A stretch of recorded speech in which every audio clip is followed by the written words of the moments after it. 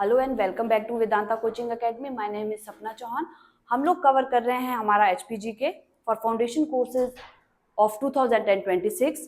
तो आज के जो हमारे लेक्चर में हम लोग कवर करने आर्ट एंड कल्चर का एक टॉपिक कवर करेंगे, जिसमें हम कस्टम्स कवर करने वाले हैं हिमाचल के। चाहे वो हमारी मैरिज से रिलेटेड है, डाइवोर्स से रिलेटेड है, बर्थ से रिलेटेड है, डेथ से रिलेटेड है, हमारी ड्रेस कवर करने वाले हैं, हमारे ऑर्नामेंट्स, ये सब टॉपिक हम आज के लेक्चर में कवर करने वाले हैं। तो स्टार्ट करते हैं। सबसे पहले हम स्टार्ट करते हैं हमारे मैरिज कस्टम से। जितने भी हमारे मैरिज कस्टम्स हैं, इनको मैं जब भी हमने जब हिमाचल के पीपल ऑफ हिमाचल डिस्कस किए थे, ट्राइब्स ऑफ हिमाचल हमने जब डिस्कस की थी, उसमें मैंने ये काफ़ी डिटेल में वहाँ भी बता दिए हैं। पर यहाँ जो कुछ नए हैं उनको मैं आप लोगों को यहाँ डिस्कस कर लूँगी।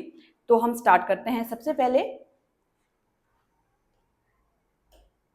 जब हमने मैरिज सिस्टम के बारे में देखा था, तो हमने देखा था कि यहाँ पे 3 टाइप से मैरिज होती है। अरेंज मैरिज होगी, लव मैरिज होगी, या मैरिज बाय एलोपमेंट होगी। तो जो क्या है, जब अरेंज मैरिज होती है, जब जो शादी है, जो विवाह है, वो माता पिता की रजामंदी से संपन्न किया जाता है, तो उस टाइम एक इंसान है जो नेगोशिएटर का काम करता है, तो उसको बोलते हैं, उसके लिए अलग अलग नाम है, जैसे मझोमी, रिवारा, धामू और रोवेरी। ये सारे टर्म्स हैं मैच मेकर के लिए, जो हमारे 2 पार्टीज के बीच एज ए नेगोशिएटर काम करता है शादी के समय।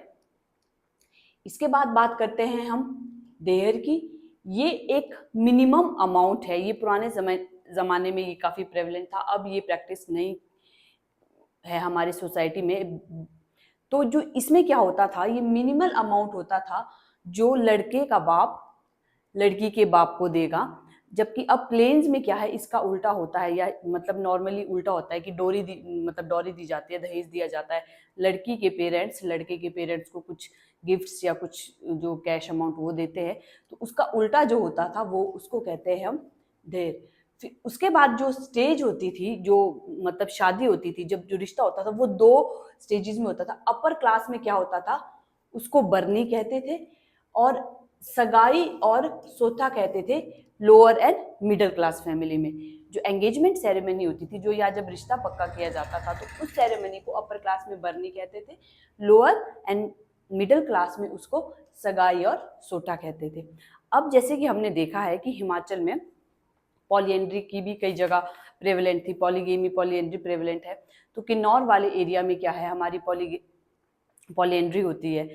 तो उसमें क्या था कि उससे पहले मैं आपको ये चीज़ बता देती हूँ कि जो शादी है वो सेम गोत्र में अवॉइड की जाती थी, कि एक ही गोत्र के 2 लोग आपस में शादी नहीं कर सकते हैं। ठीक है।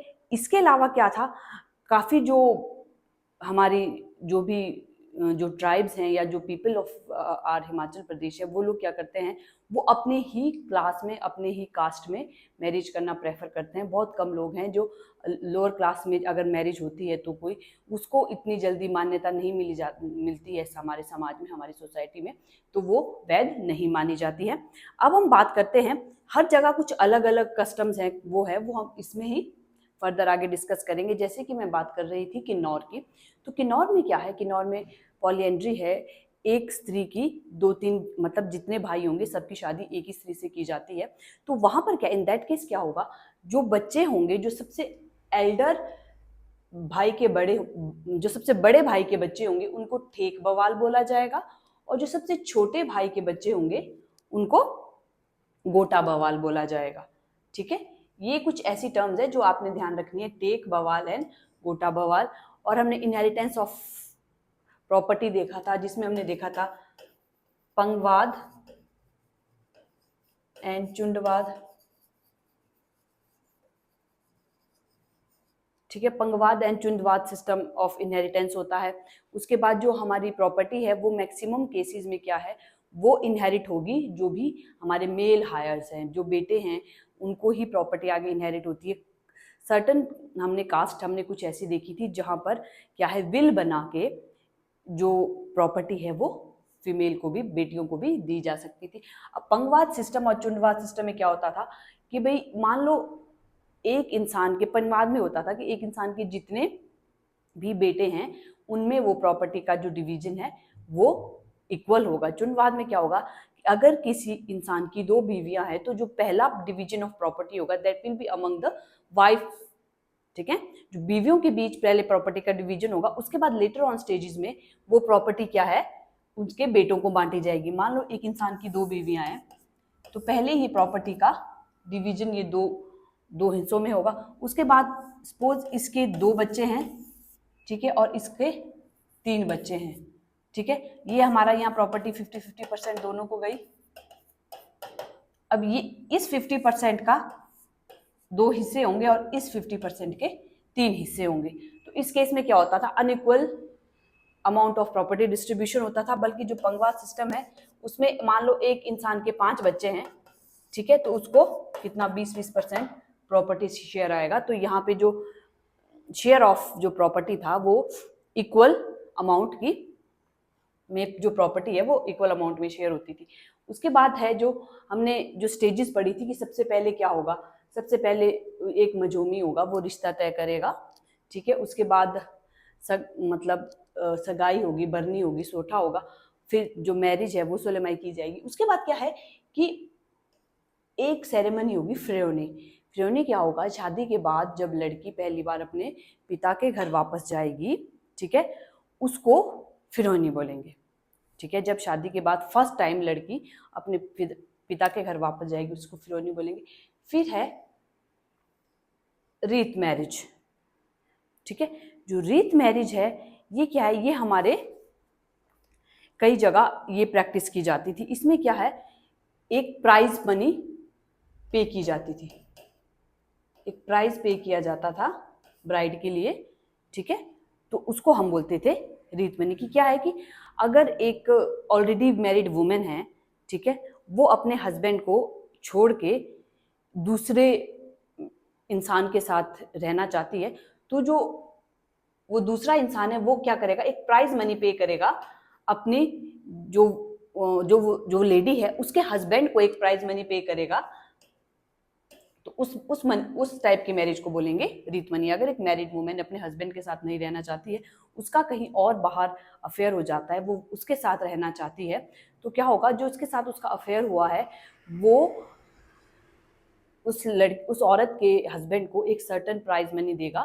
तो इस टाइप ऑफ मैरिज को बोलेंगे रीत मैरिज, उसमें एक प्राइज मनी दिया जाएगा। उसके बाद हम नेक्स्ट देखते हैं, ये तो मैरिज के कुछ कस्टम्स थे। फिर टाइप्स ऑफ मैरिज हम देखेंगे कि कौन कौन से टाइप की मैरिज हमारे हिमाचल में होती थी। सबसे जो कॉमन टाइप ऑफ मैरिज है वो होती है ब्याह। ब्याह जैसे कि हमारे लोकल डायलेक्ट में भी बोला जाता है, शादी को ब्याह बोला जाता है। तो जो सबसे नॉर्मल प्रैक्टिस की जाने वाली मैरिज है वो ब्याह है। ये एक अरेंज मैरिज होती है, ब्याह होती है, ये एक अरेंज मैरिज होती है।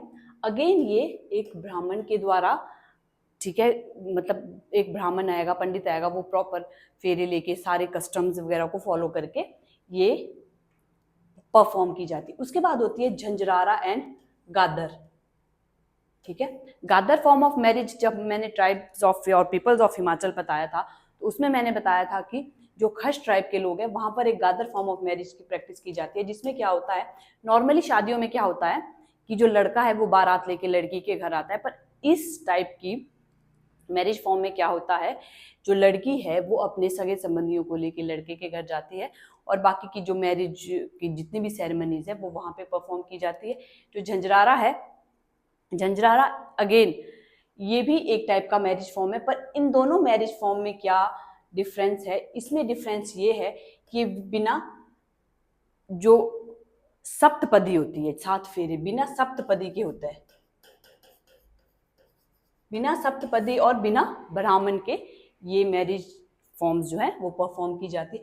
फिर झिंड फूक टाइप ऑफ मैरिज है जो हमने अगेन पढ़ा था कि ये हमारे गद्दी ट्राइब में ये प्रैक्टिस की जाती है। झिंड का मतलब होता है झाड़ और फूक का मतलब होता है जलाना। वो क्या करेंगे, 2 जो लवर्स हैं वो भाग के शादी करेंगे, ये भाग के शादी करने का फॉर्म है, वो भाग के शादी करेंगे और क्या करेंगे, झाड़ियों को मतलब काट के एक जगह ढेर लगा देंगे और उसके चारों ओर चक्कर लगा के वो अपनी शादी परफॉर्म करेंगे। नॉर्मल जो हमारी शादियां होती है उसमें 7 फेरे होते हैं, ठीक है। जिन फूक में वो 8 बार उस आग के चारों ओर घूमेंगे और वो शादी संपन्न मान दी जाएगी। उसके बाद क्या था कि जो जबरदस्ती फोर्सफुली जो शादियां परफॉर्म की जाती हैं उनमें कौन कौन सी आती है? दारोश, दबदब, पिटचुक। ये पिटचुक कौन सी थी? पंगवाल ट्राइब की है,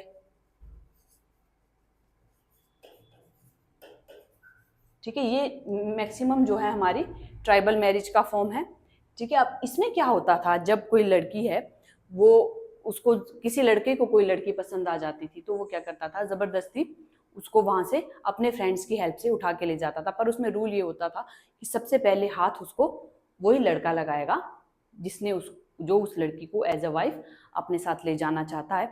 और उसके बाद क्या होता था कि जब वो, मैं ये किन्नौरा वाले ट्राइब के कंटेक्स्ट में आपको बता रही हूँ, ठीक है। तो जब क्या होता था, जिसमें वहाँ दारूश और दबदब बोलते हैं वहाँ पे किन्नौरा ट्राइब में, तो फिर क्या होता था कि जब वो उसको लेके अपने घर में आएगा, ऑल्दो ये मतलब जबरदस्ती किया हुआ है, पर वहाँ पे ऐसा कुछ नहीं होता था कि उस फीमेल के साथ, एक्सेप्ट जब आप उसको खींच के ला रहे हो, वो वाली जबरदस्ती के साथ के अलावा उसके साथ कोई भी ऐसा असभ्य व्यवहार नहीं किया जाता था। उसको बहुत इज्जत के साथ रखा जाता था। बाकी फीमेल्स आती थी और अपनी स्टोरियां सुनाती थी उसको, मतलब उसकी कंसेंट ली जाती थी। Basically consent eight the and उसकी भी ली जाती थी, पर बाद में उसकी कंसेंट, उसको उसको मतलब उठाने से पहले उसकी कंसेंट नहीं ली जाती थी दारूश टाइप ऑफ मैरिज में, ठीक है। ये विदाउट कंसेंट होता था। पर जब उसको उसके घर में ले आते थे तो उस लड़के के जो भी बाकी सगे संबंधी आसपास की फीमेल्स होती थी वो ट्राई करती थी उस लड़की को कन्विंस करने की कि वो इस शादी के लिए हाँ कर ले।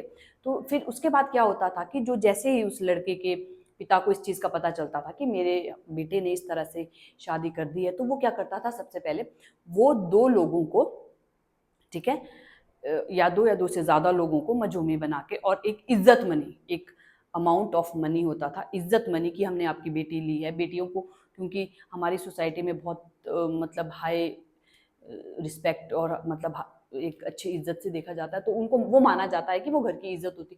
तो इस तरह से वो, क्योंकि उनका बेटा उनकी बेटी को ऐसे भगा के लेके आया, तो उस इज्जत की वैल्यू के रूप में एक सर्टन टोकन ऑफ मनी उनको ऑफर किया जाता था। मैक्सिमम केसेस में क्या होता था कि ये सब चीज़ें होने के बाद माँ बाप मान जाते थे। तो जब माँ बाप मान जाते थे तो फिर अगेन प्रॉपर जो नॉर्मल क्या बोलते हैं, जनेखांग और जटेखांग टाइप की मैरिज है, वो नॉर्मल अरेंज मैरिज, ठीक है, नॉर्मल वो वाली मैरिज परफॉर्म की जाती थी। तो उसमें क्या होता था कि जब वो वाली मैरिज परफॉर्म होती थी तो जो लड़का आता है वो अपनी आउट ऑफ रिस्पेक्ट, वो अपनी जो मदर इन लॉ है या उसकी अपनी जो वाइफ है, उसकी जो फैमिली की और फीमेल्स हैं, ठीक है, उनके लिए कुछ गिफ्ट्स लाएगा। जो अपनी वो मदर इन लॉ के लिए, उसके लिए ड्राई फ्रूट से बनी माला लाएगा, जिसको बोलेंगे ड्यूमलंग।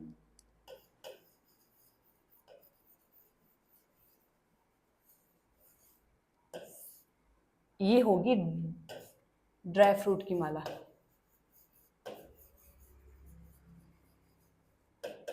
ड्राई फ्रूट्स की माला है और ये किन्नौरा ट्राइब का फैक्ट है, ठीक है। वो अपनी मदर इन लॉ के लिए ये मतलब उनको ग्रीड करने के लिए ड्राई फ्रूट की माला लाएगा, जिसको बोलेंगे रेवमलंग। और जो बाकी उसकी फैमिली में जितनी भी जो एल्डर फीमेल्स हैं या कोई और बाकी फीमेल्स हैं, उनके लिए भी कुछ सर्टन गिफ्ट्स लाएगा। और इस सेरेमनी को बोलेंगे टेंग। जो ये सेरेमनी है प्रॉपर, जो जिसमें गिफ्ट वगैरह दिए जाए, इसको बोलेंगे टेंग रेनिक। टेंग रेनिक एग्जाम में ये फैक्ट्स पूछे जा सकते हैं कि व्हाट इज टेंग रेनिक, व्हाट इज ड्यूमलंग, ठीक है, व्हाट इज जेंडपोक टाइप ऑफ मैरिज। क्योंकि जिस तरह का हमारे एग्जाम का नेचर हो रहा है आजकल, तो उसमें क्या है कि ये स्टेटमेंट बेस्ड क्वेश्चंस काफ़ी पूछे जा रहे हैं। ये ऐसे कि ये ट्राइब्स पे, कस्टम्स पे काफ़ी ज़्यादा सवाल पूछे जा रहे हैं। तो हमने कोई भी फैक्ट को लाइटली नहीं लेना है, किसी भी एरिया को लाइटली नहीं लेना है। और यहाँ पर ये है कि यहाँ मैं आपको ये चीज़ें थोड़े उतने डिटेल में नहीं बता रही हूँ, क्योंकि ये चीज़ें मैंने जब ट्राइब्स मैंने कवर की हैं वहाँ पे बहुत डिटेल में मैं ऑलरेडी ये चीजें कवर कर रही हूँ, जो कुछ नए फैक्ट्स आ रहे हैं वो मैं आपको यहाँ पे इसमें इंक्लूड कर रही हूँ। तो मैं ये उम्मीद कर रही हूँ कि ये मेरा ये लेक्चर देखने से पहले आप वो लेक्चर देख के आए होंगे, तो इसलिए मैं यहाँ पे इसको जल्दी जल्दी में मतलब उतना डिटेल में यहाँ पे नहीं जा रही हूँ। फिर नेक्स्ट टाइप ऑफ मैरिज होती है दम चल चिश चिश। ठीक है, दम चल चिश चिश क्या होगी, ये है मैरिज बाय एलोपमेंट।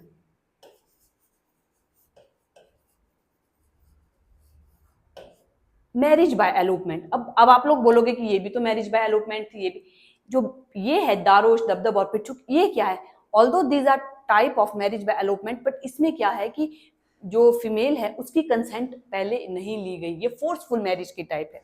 दम चल चिश में क्या है कि ये भाग के शादी कर रहे हैं, एलोपमेंट, भाग घर से भाग के शादी कर रहे हैं, लेकिन इसमें क्या है, लड़की की कंसेंट शामिल है।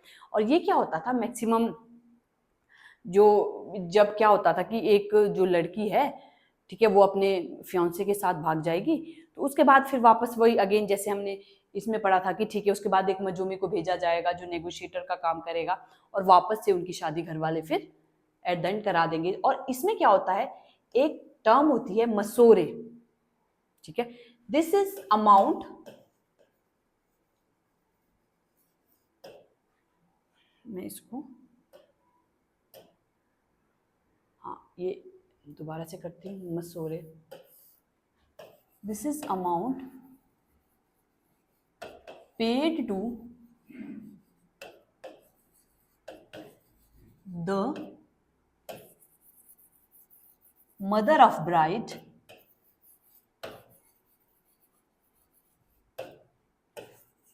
as a cost of milk।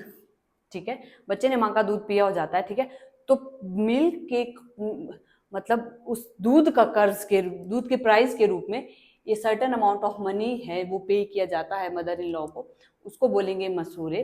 ठीक है, और दारोश और दबदब में भी हमने देखा था फूलों की माला हम ऑफर कर रहे थे, जिसको ट्यू मलंग बोल रहे थे।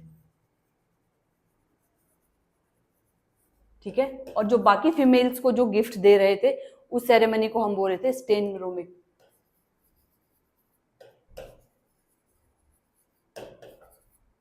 ठीक है, उस सेरेमनी को हम बोल रहे थे स्टेन रेनिक। ठीक है, स्टेन रेनिक वो सेरेमनी थी जहां गिफ्ट दी जाए। तो इस तरह से क्या है, अब आपने कंफ्यूज नहीं होना है, मसोरे और रेओमलंग या स्टेन रेनिक में ये अलग अलग टर्म्स है। This is price of milk, है ना, एंड दिस इज, ये है ड्राई फ्रूट की माला, ये again this is gifted to mother in law out of respect. ठीक है, क्योंकि हम आपकी बेटी को भगा के ले गए। तो इससे हम यहाँ पर हम लोगों को एक चीज, एक पैटर्न हम देख रहे हैं कि क्या है कि जो फीमेल्स हैं उनको बहुत हायर रिस्पेक्ट के साथ ट्रीट किया जाता है। कि अगर हम आपकी, अगर कोई किसी की लड़की को उठा के ले जा रहा है या ये सब चीज़ें कर रहा है, ऑल्दो अब हम डीपली इसको सोचेंगे, या ये मतलब बड़े बहुत कॉन्ट्रोवर्शियल टॉपिक्स हो सकते हैं, बहुत कॉन्ट्रोवर्शियल डिस्कशंस हो सकती हैं कि एक तरफ आप किसी की बेटी को उठा के ले जा रहे हो और बाद में रिस्पेक्ट दे रहे हो, बट स्टिल मतलब एट द एंड ये है कि मतलब फीमेल्स को they were treated with high dignity and respect in our society. और नेक्स्ट है हार। हार क्या होता था, ये मैक्सिमल टाइम क्या होता था, ये भी भाग के ही शादी करनी है। ठीक है, इसमें क्या होता था, ये मेलों वगैरह में होता था बेसिकली, कि मेले वगैरह या ऐसे टाइम में कि एक लड़का एक लड़की को ले जाएगा। ठीक है, वो अपने, एक लड़की अपने फियांसे के साथ चली जाएगी, भाग जाएगी। ठीक है, तो वो हार टाइप ऑफ मैरिज होगी। और कई बार क्या होता था कि एक मैरिड वुमेन भी निकल जाती थी, जिसको झंझरारा बोलते थे ये। ठीक है, और फिर जब वो मैरिड वुमेन आएगी उसके बाद उनकी प्रॉपर शादी की जाएगी, एक इज्जत मनी देनी होगी। ओके, तो ये थे हमारे फॉर्म ऑफ मैरिज, जो डिफरेंट टाइप्स ऑफ मैरिज हैं हिमाचल में। ये आपको नॉर्मली ये एज इट इज, इसमें इतना डिटेल में क्वेश्चन नहीं आएगा, जबकि ये मेंस में इनको इसके रिगार्डिंग क्वेश्चंस पूछे जा सकते हैं, कि इनको थोड़ा घुमा के या किसी और तरीके से क्वेश्चंस पूछे जा सकते हैं। पर प्री में नॉर्मली यही आपको पूछा जा सकता है कि ब्याह क्या होता है, झंझरारा क्या होता है, दम चल चिश कौन से टाइप की मैरिज है या किस टाइप की मैरिज है, या मसोरे क्या है। तो मेंस के लिए आपको इन चीज़ों की थोड़ी डिटेल नॉलेज होनी चाहिए। इसके बाद क्या है कि जो हमारा डाइवोर्स सिस्टम था, बाकी जो नॉर्मल हमारे डाइवोर्स सिस्टम है, वो हमारी सोसाइटी जो है वो अंडर हिंदू मैरिज एक्ट 1955 के अंडर जो भी प्रावधान है उसके अकॉर्डिंग हमारी जो सोसाइटी है वो डाइवोर्स ग्रांट करती है। इसके अलावा हमने पढ़ा था रीत सिस्टम के बारे में। रीत भी एक तरह का डाइवोर्स ही हुआ। जैसे मैंने आपको बताया था कि रीत सिस्टम में क्या होता था कि एक स्त्री है, शादीशुदा स्त्री है, जिसका किसी और के साथ अफेयर चल पड़ा है, ठीक है, तो अब वो जो दूसरा इंसान है वो उस औरत के पति से बात करेगा कि भी हम लोगों का कुछ चल रहा है, ये आपके साथ नहीं रहना चाहती, वो उसको कुछ प्राइज मनी पे करेगा और वो उसको छोड़ के चली जाएगी, ठीक है। तो ये भी एक सॉर्ट ऑफ डाइवोर्स हुआ, क्योंकि वो एक पति को छोड़ के दूसरे के साथ रह रही है, ठीक है। और फिर स्वांगला में इसको बोलते थे शुच्चवाकची, जटसारी जादाल बोलते थे, खंपा में छेड़ कराई भी डाइवोर्स के लिए टर्म है। जो डाइवोर्स होता था मैक्सिमम, उसमें क्या करते थे कि जो कपल है जिनका डाइवोर्स कराना है, जो हमारी जो बिरादरी पंचायत थी, यहाँ जो हमारी कम्युनिटी काउंसिल्स थी जो उनको सॉल्व करती थी, तो वो क्या करते थे, बड़े बुजुर्गों के बीच बैठ के वो एक सूर या कोई भी जो पेड़ है उसकी डंडी दे के उनको दोनों तरफ से पकड़ाएंगे और वो डंडी उसको तोड़ देंगे। जैसे वो डंडी टूटेगी, इसका ये माना जाता है कि डंडी के साथ ही उनका रिश्ता भी टूट जाएगा, ठीक है। इसके बाद क्या था कि हमारे हिमाचल में जो है वो विडो रीमैरिज भी काफ़ी प्रेवलेंट है।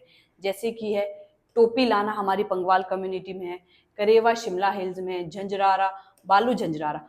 अब जो ये झंझरारा और बालू झंझरारा है, ठीक है, अगर क्या है, अगर जो विडो रीमैरिज है, अगर वो की जा रही है, मतलब जो विडो हुई है उसके भाई के साथ की जा रही है, तो वो भी झंझरारा में कंसीडर की जाती थी, ठीक है। गुडनी ये भी है जो है हमारी, ये चंबा की है जो विडो रीमैरिजेस हैं।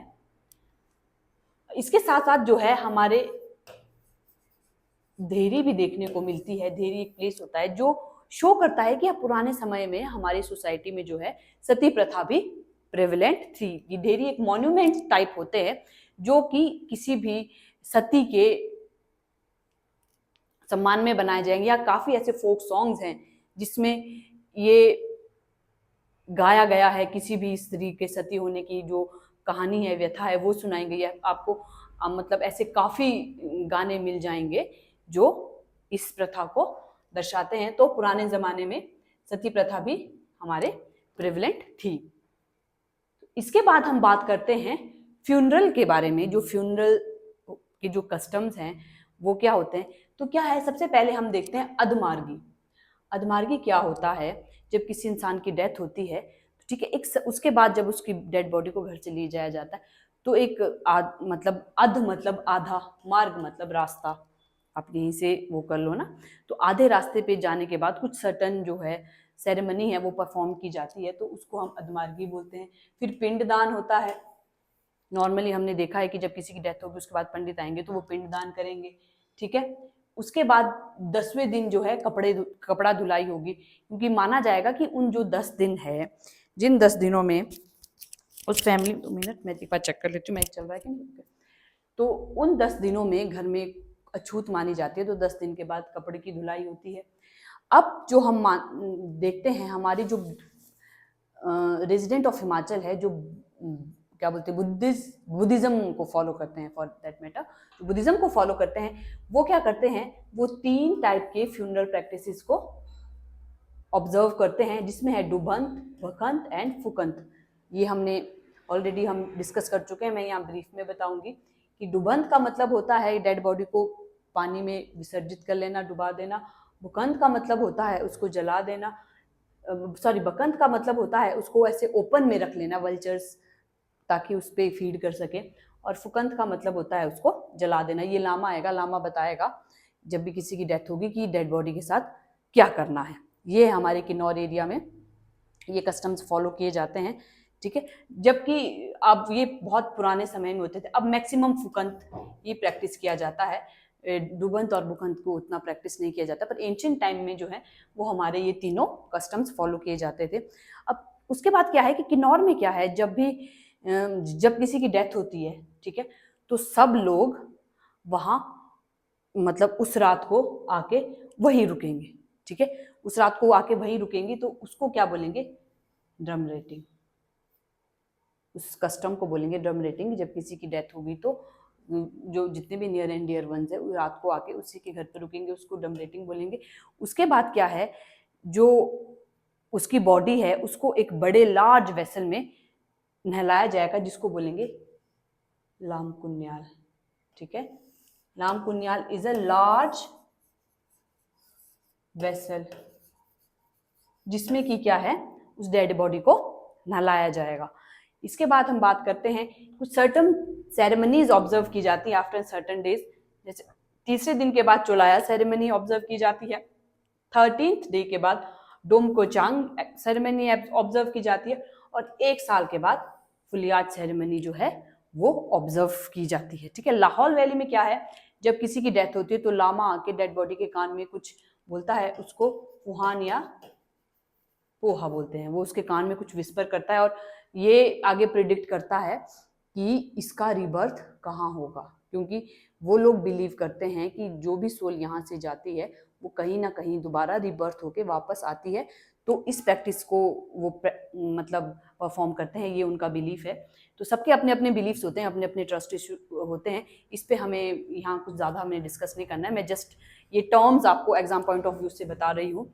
और उसके बाद क्या है, हमारे जो क्या बोलते स्पीति वैली है, वहाँ पे जब किसी की डेथ होती है तो जनावर को बुलाया जाता है, जो कि क्या होता है, विच डॉक्टर होता है, मतलब जो डेथ सेरेमनीज में आता है। तो ये भी हमारे टर्म्स जो है प्री में पूछी जा सकती है। अब जब किसी का बर्थ होता है तो सबको पता है पहले गुंतर होता है, सबसे फर्स्ट सेरेमनी गुंतर होती है, उसके बाद जो स्कोर्ड सेरेमनी होती है, फिर नामकरण होता है, और जो बच्चा गंडमूल में पैदा हुआ होता है, ये कुछ सर्टन कुछ ऐसे एस्ट्रोनॉमी मतलब एस्ट्रोलॉजी से रिलेटेड कुछ टर्म्स हैं कि अगर बच्चा गंडमूल में पैदा हो ये चेक किया जाता है, तो कुछ सर्टन पूजाएं परफॉर्म की जाती है, वो मतलब ऑस्पिशियस नहीं माना जाता है फैमिली के लिए, तो कुछ अलग अलग पूजाएं परफॉर्म की जाती है गंडमूल के जो प्रभाव है उसको खत्म करने के लिए। बाकी जो नॉर्मल सेरेमनीज है वो काफ़ी, इसमें कुछ ज़्यादा वो नहीं है। उसके बाद मुंडन होता है, नामकरण होता है। जो मुंडन है वो बेसिकली मैक्सिमम टाइम क्या है, वो या ऑड मंथ में या ऑड ईयर में परफॉर्म किया जाता है। और उसके साथ साथ क्या है, जो मुंडन है मैक्सिमम जो है वो बच्चे के मामा या नाना परफॉर्म करते हैं। ये हमारे बर्थ सेरेमनीज थी। इसके बाद हम बात करते हैं जो हमारे हिमाचल में ड्रेस है। हिमाचल बहुत बड़ा है, बहुत सारी यहाँ पे ट्राइब्स रहती हैं अलग अलग, मतलब आप ये देख लीजिए 12 जिले हैं, 12 जिलों में भी कितने ज़्यादा डिविजन है, हर जिले की अपनी अलग अलग ड्रेसेस होंगी, अलग अलग वो होंगी। तो मैंने उनमें से कुछ जो इंपॉर्टेंट है उनको यहाँ पे कवर करने की कोशिश की है। जो सबसे पहले तो कैप होती है, बुशहरी कैप होती है हमारी, ठीक है, कुल्वी कैप होती है, उसको थिपांग भी कहते हैं, ठीक है, किन्नौरी में उसको थिपांग कहते हैं। उसके बाद होती है जागी। जागी क्या होती है, एक वुमेन गारमेंट होता है, मंडी कुल्लू और रामपुर बुशहर वाले एरिया में ये पहना जाता है।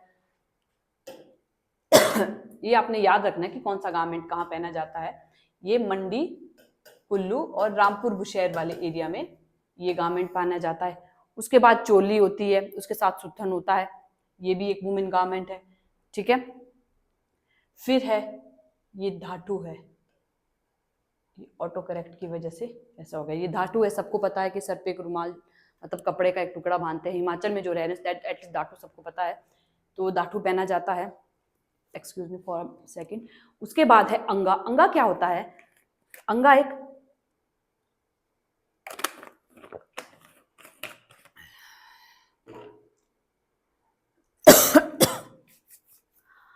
अंगा एक लॉन्ग कोट टाइप का एक गारमेंट होता है। चपकन होती है, चपकन चुब्बा होता है, रेस्टा होता है। ये सब क्या है, हमारे फीमेल गारमेंट है। ये एग्जाम में एग्जैक्ट पूछा जा सकता है कि अंगा क्या होता है, ठीक है, जागी क्या होता है, चपकन क्या होता है। फिर पट्टू, सबको पता है कि पट्टू कुल्लूवी पट्टू होता है, किन्नौरी पट्टू होता है, ठीक है। तो उसके अलग अलग पैटर्न होते हैं, ठीक है, जैसे लुंगीधार, ठीक है, मोठरा बोलते हैं जो उसके बॉर्डर के पैटर्न को, उसको मोठरा कहा जाता है, ठीक है। उसके बाद होता है महीन चित्रू। महीन चित्रू, महीन चित्रू मतलब छोटे छोटे, मतलब छोटा छोटा काम है, उसको बोलेंगे। उल्टा सुल्टा, जब सीधा और उल्टा, ये पैटर्न्स हैं बेसिकली जो उसमें डिजाइन किए गए हैं, ठीक है, और डमकुरू, ठीक है, और फूल वर्क होता है, ठीक है, और कंघू, GHU, कंघू, जो उसमें जो कॉम लाइक पैटर्न्स होते हैं इसमें हमारे पट्टू में, उनको कंघू बोला जाता है। फूल होते हैं, बहुत सारे फूल, जैसे गुलाब का होता है, फिर डॉटेड होगा तो उसको दानेदार बोला जाएगा। लहरिया होगा, जब उसमें वेव लाइक वो तो लहरिया बोलेगा। चाबी की के लिए बोला जाता है, ठीक है। सिर की स्टेयर्स जो होती हैं उनको सिरकी बोला जाता है। मंदिर के उसमें वो होता है, चिड़िया होती है, गुड्डी, डॉल को गुड़िया होती। तो ये सारी चीजें जो क्या है हमारे जो पट्टू में बुन के उकेरी जाती हैं, ये हमारे पट्टू से रिलेटेड टर्म्स हैं। इसके बाद नेक्स्ट है सदरी है। ये एक वेस्ट कोट टाइप होता है। गाची है, ये दुपट्टा होता है जो पेट में बांधा जाता है। नामदा है। नामदा क्या होता है, ये वूल का बनाया जाता है ऊन से, उसको मार मार के, ठीक है। ये दरी जो मतलब कारपेट होती है उसका सब्सटीट्यूट होता है नामदा। लोहिया होता है, सिरमौरी लोहिया, ठीक है, ये बहुत फेमस है, व्हाइट कलर का होता है, लंबा सा। फिर गुदमा होता है, ठीक है। गुदमा है, ये जो नामदा है ये दरी का काम करता है, और जो गुदमा है ये क्विल्ट का काम करता है, ठीक है। फिर पुले होते हैं। पुले होते हैं हमारे फुटवेयर्स होते हैं जो फीमेल पहनती है, ये मैक्सिमम ट्राइबल एरिया में होता है।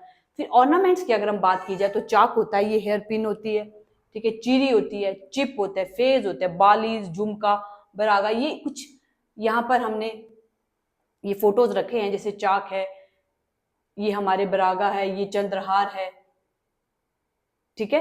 तो इसके साथ हमने ये हमारा जो आज का जो कस्टम्स का और कुछ जो ज्वेलरी और जो ड्रेसेस का जो ये वाला लेक्चर है, ये हमारा आज खत्म होता है। अब जो हमारे नेक्स्ट लेक्चर है, नेक्स्ट लेक्चर में अब हम कवर करने जा रहे हैं जो हिमाचल के जितने भी टेम्पल आर्किटेक्चर्स हैं या जो बाकी की चीजें हैं वो हम नेक्स्ट लेक्चर में कवर करेंगे। Thank you for being with us.